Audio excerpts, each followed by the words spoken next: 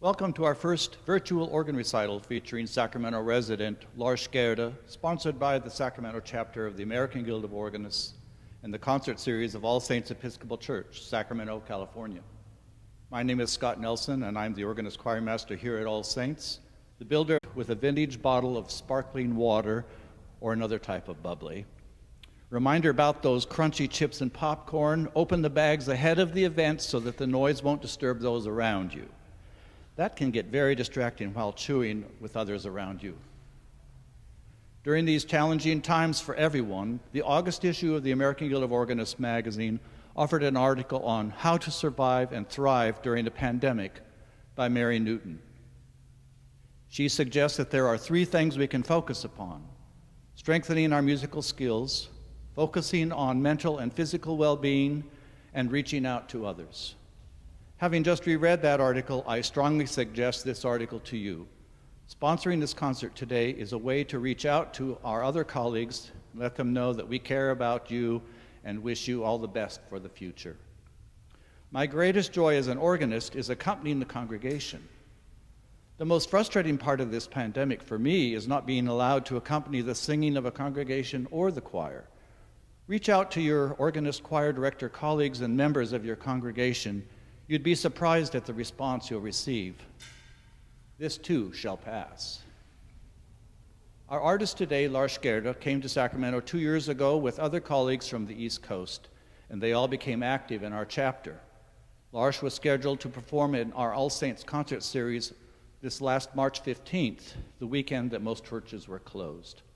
We're happy to reschedule him in this first of this virtual organ concert today. Originally from Aure, Norway, Lars' quite an unassuming personality reflected that he also had a hidden knowledge and talent of having worked extensively with other AGO chapters in planning and running workshops and regional conventions. Who knew?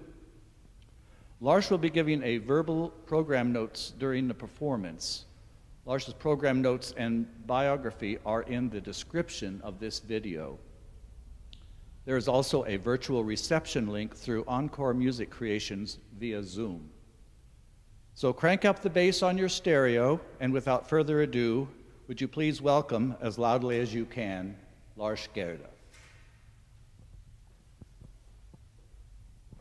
Thank you, Scott, and thank you for helping make this event possible. It's certainly a first for me. It is a little strange to have only a couple of people here in the room, but I'll do my best to be with you all in spirit as I play. It is also a new opportunity because there are people all over the world, really, friends from all the different parts of my life who are able to tune in, and my new colleagues at UC Davis Medical Center, some of them as well. So it's also a new opportunity. The first piece I will play for you is by Charles-Marie Widor, one of the great fathers of what we call symphonic organ music from France. Symphonic meaning it has the richness and the warmth of the symphony orchestra. The organ is known as a one-man orchestra sometimes because it has so many different sounds, so many different instruments, which we call stops. So I will be pulling out stops that represent flute and strings in this first piece, which is a very stately piece dedicated to the Church of Saint Ouen in Rouen in Paris. The symphony is known as the Gothic Symphony, reflecting the grandeur of cathedrals.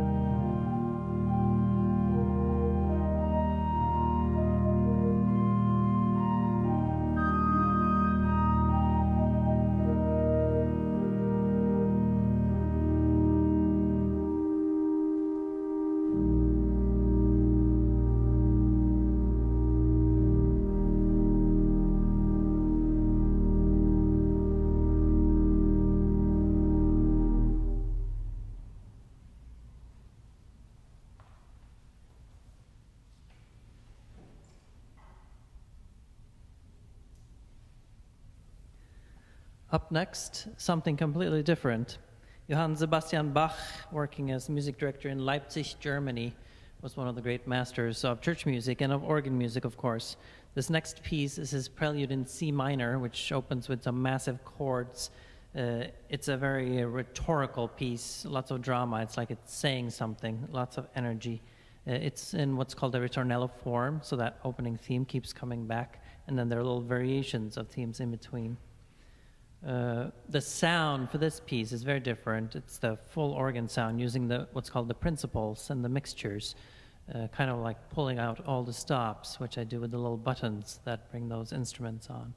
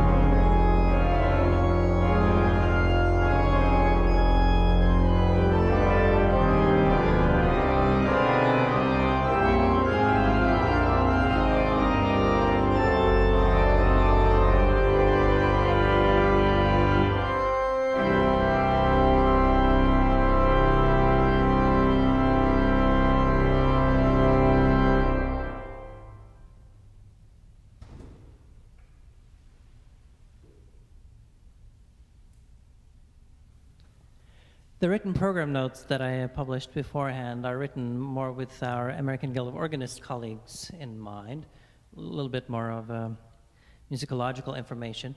But I know that there are also some friends listening today who maybe have never heard an organ concert before or who are pretty new to the instrument. So I'm kind of trying to gear my remarks also towards that.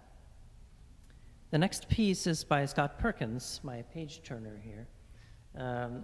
This was part of his doctoral dissertation project at the Eastman School of Music when we were there a number of years ago. The larger work is called The Revolt of the Angels, which is a piece for percussion, brass, amplified violin, electric violin, and organ. This little piece in the middle is for organ only, which I will play for you today. The whole work is about Lucifer falling from heaven or getting expelled from heaven.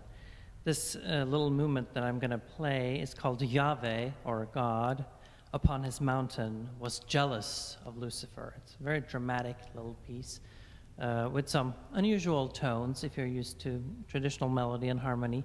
I think it's a very expressive piece. Maybe think of it as film music, something that's describing a dramatic scene, a dramatic moment where God is feeling anger toward Lucifer for wanting to be above all and therefore getting kicked out of heaven.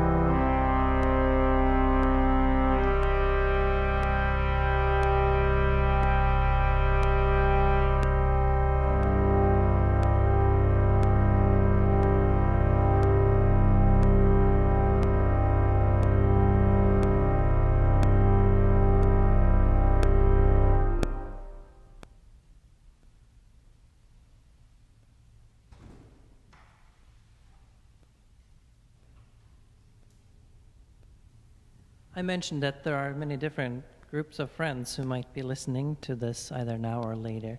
One of these groups is the Norwegian Heritage Society here around Sacramento, a chapter of the Sons of Norway, which I have the pleasure of being a member of, and I play music at some of their events. It's nice to be able to get together and share some Norwegian food and Norwegian memories, especially this year that I cannot go to Norway. I'm thankful for their support. The next two pieces are from Norway, where I grew up. The first one by Edvard Grieg, who was the great pride of Norway, our biggest composer throughout history, who grew up in the beautiful city of Bergen on the west coast, surrounded by mountains and fjords. He blended classical music, which he learned in Germany and from his mom, with Norwegian folk music and folk dance, and created a uniquely Norwegian sound of the national romantic movement. The piece I'll play is called The Last Spring, or Våren in Norwegian. This was originally a song that sets a poem that describes the long and cold winter and how wonderful it is in Norway when the spring comes. At the same time, there is a bit of melancholy because the author thinks it may be his last spring. Melancholy is just a natural part of Norwegian culture and music and poetry, I think, because it's cold and dark up there. But this is a very sweet piece. It has been arranged both for orchestra, for piano, and recently by my teacher, Stig Werner Holte, for organ. So this sound that I'm going to use is kind of like the strings of the orchestra and maybe a flute doing the solo. The Last Spring by Edvard Grieg.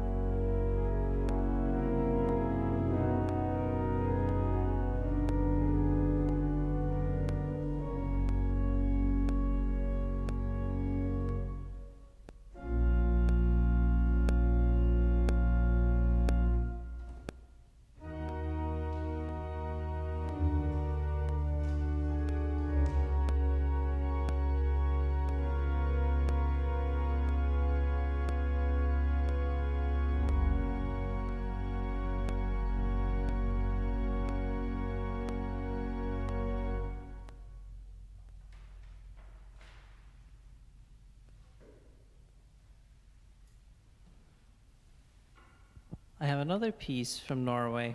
This one is from the mid-20th century, and my friends at Good Shepherd Lutheran Church would have heard me play this a couple of times for preludes.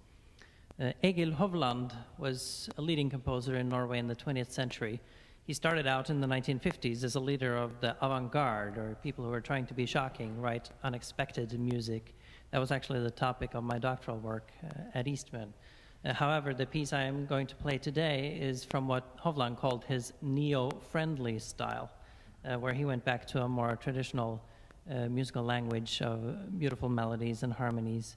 Some of the harmonies are not quite what you expect, but it's definitely more in line with tradition than some of the other music he wrote, for which I was using fists and elbows to play. Curious about that, you can find my YouTube channel. This is Egil Hovland's interlude from the cantata The Most Beautiful Rose.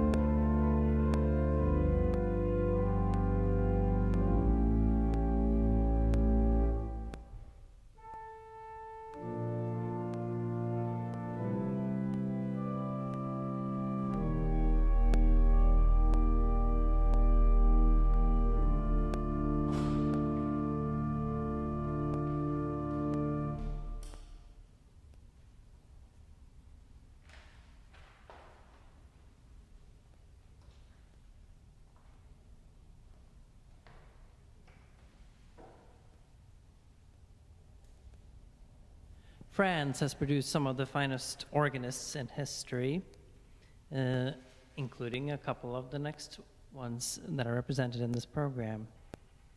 Gaston Littez was one of many blind music students who ended up learning the organ in Paris. He went to the Institute for the Young Blind.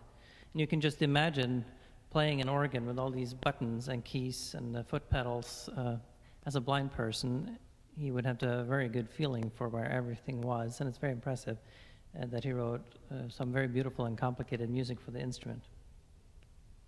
This piece that I will play is called Lied, or song, which is a German word. It truly allows the organ to sing and bring the tune that you hear in the trumpet in the beginning of this piece keeps coming back throughout the piece. It appears in canon, meaning one voice leading and the other following. Like on the last page, it's very tender. The right hand plays the tune on top, and then the feet come in and play the tune in canon a few beats after.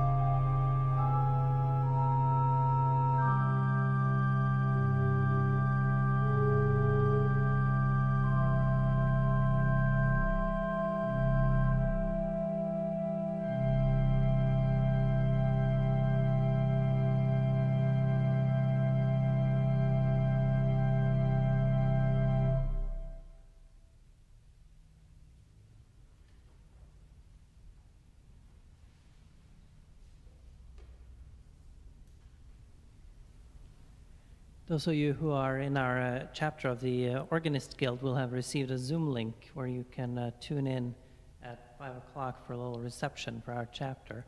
Anybody else who is listening in today, I would love to hear from you on Facebook or by email if you had a chance to participate in this and hear some of my music.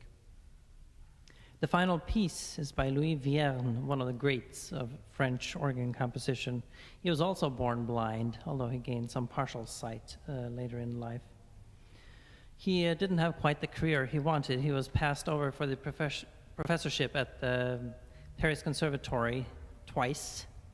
He did, however, have the pleasure of playing the organ at Notre Dame Cathedral, which miraculously seems to have mostly survived the recent fire.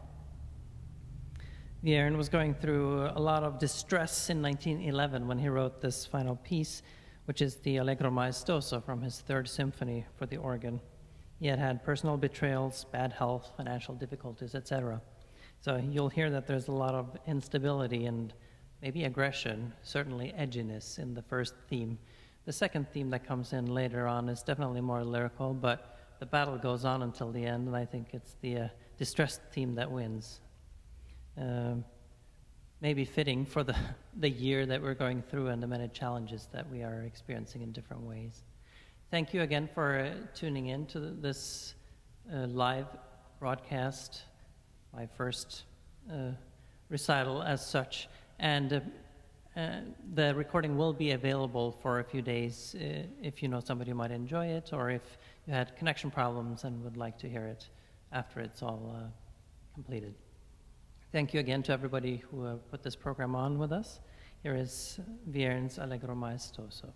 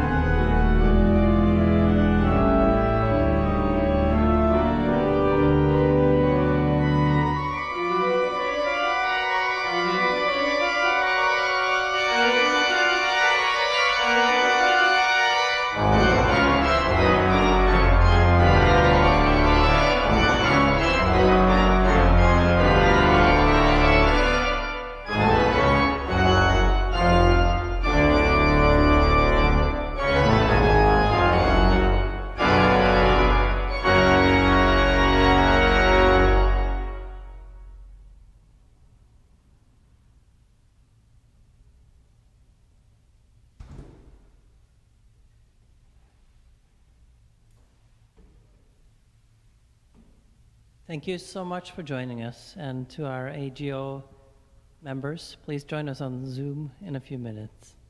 Thank you all.